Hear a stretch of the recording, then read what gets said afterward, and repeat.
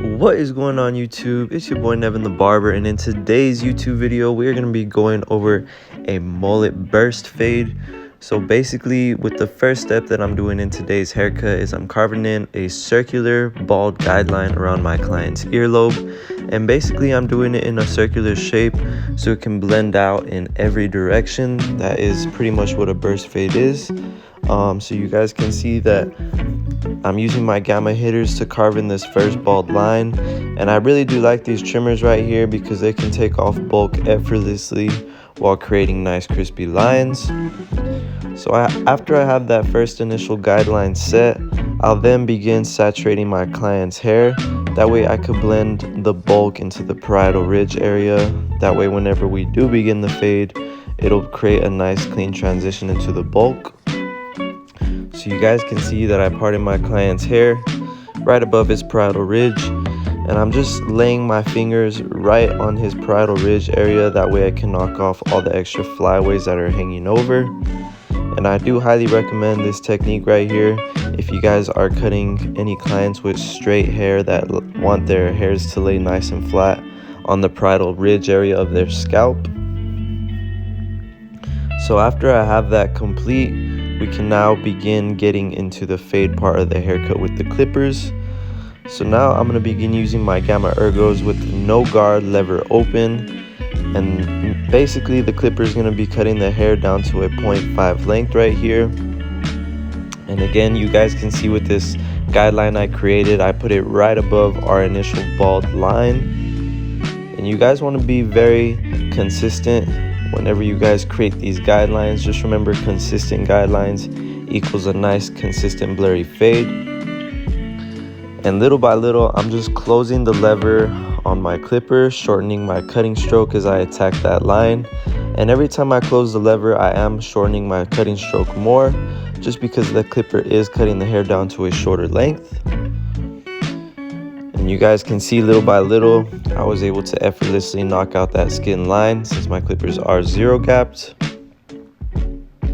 And once we're done with this step right here, I'm gonna go ahead and put on the 1.5 guard all the way open.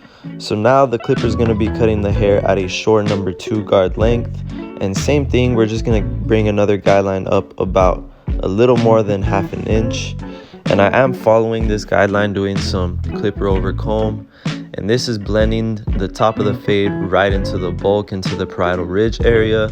That way when you guys blend out the rest of your fade, you won't have no extra bulk to blend into. And now to erase our middle guideline, I went ahead and put the 1/2 guard all the way open. So the clipper is now cutting the hair down to a short number 1 guard length. And we're just gonna begin doing the same system that we did to erase our first initial guideline. We are starting with the lever all the way open, and we are just going to close it 1 notch at a time while shortening our cutting stroke. And just be patient with it. You guys can see that I was able to knock out that guideline pretty effortlessly just using the corner of my clippers. And right here I am applying some of my own crispy finishing spray, and basically what this is doing is freezing the hair in place. That way when I line it up with my edgers, I can get a nice crispy line without the hairs moving.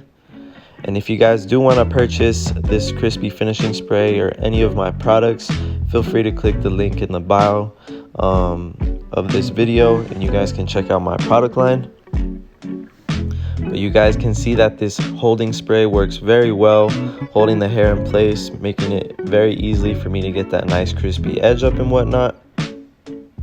And it is very important that you guys go back and clean up all those extra flyaways. Personally, I like to use my trimmer and then go over it with the razor or the electric shaver. As you guys can see right here, I did bring out my Bronze Series 9.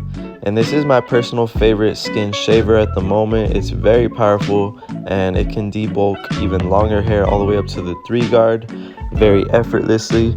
So for any of you beginner barbers that are looking for a nice powerful shaver, I would recommend this one right here, the Bronze Series 9. And one more time with my Gamma Ergos with my 1/2 guard, just doing some lever play, polishing up the rest of our blend. And I do always like to go back and double check my work after I finish the blend, just to ensure that I could get my client leaving with the cleanest, freshest possible haircut that he can get. And you guys can use this system on any haircut with any hair texture, as long as you guys are consistent with your steps. So if you are new to my channel, please feel free to subscribe and hit that like button if you guys want to see something new. Also, I am free to accepting any haircut tutorials that you guys want to see. So if there's any tutorial you guys want me to drop, just drop it in the comments and I will try to have that out for you guys within the next few weeks or so. We are going to be repeating the same exact steps on the other side of my client's head. First, carving in our first bald line, followed by no guard lever open on my Gamma Ergos. And I would personally recommend that you guys zero gap your clippers, just because it will make this part of the fade 10 times easier, as opposed to not having your clippers zero gapped, just because you can get a lot closer to the skin whenever you guys have the lever all the way closed. So right here, as you guys can see, like I'm saying, the clipper is cutting all the way down to the skin, so we can effortlessly knock out our trimmer line, not leaving no guidelines visible. And I do like to go back with my edgers just to ensure that the skin blends straight into the 00 guideline. And now I am using my 1.5 guard all the way open again, creating another 1/2 inch guideline, followed by some clipper over comb with the guard on. And personally, this is a very great technique that I like to use when it comes to blending into the bulk of my client's hair. So if you guys have not tried already, feel free to give it a go and let me know what you guys think about it. Like I said, personally, it is very effective using on my clients. And now we just have to come back and erase our middle guideline with the 1/2 guard.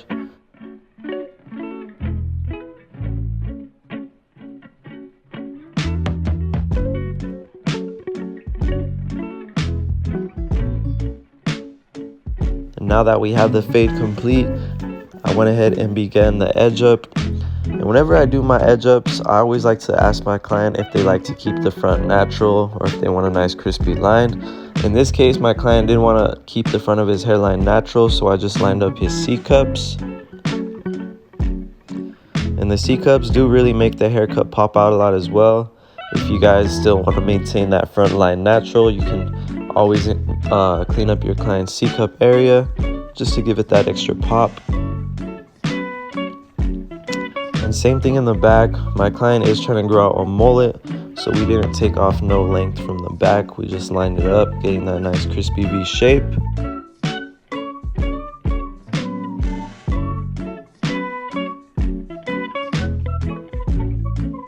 This is my NevinTheBarber curling foam right here. Basically, what this product does is bring moisture to my client's scalp while reducing the frizz, and it also can bring some texture while leaving more of a saturated look rather than a dry look like the volumizing powder. But like I said, my client did want to maintain all of the weight on top and grow out the back to create the mullet look.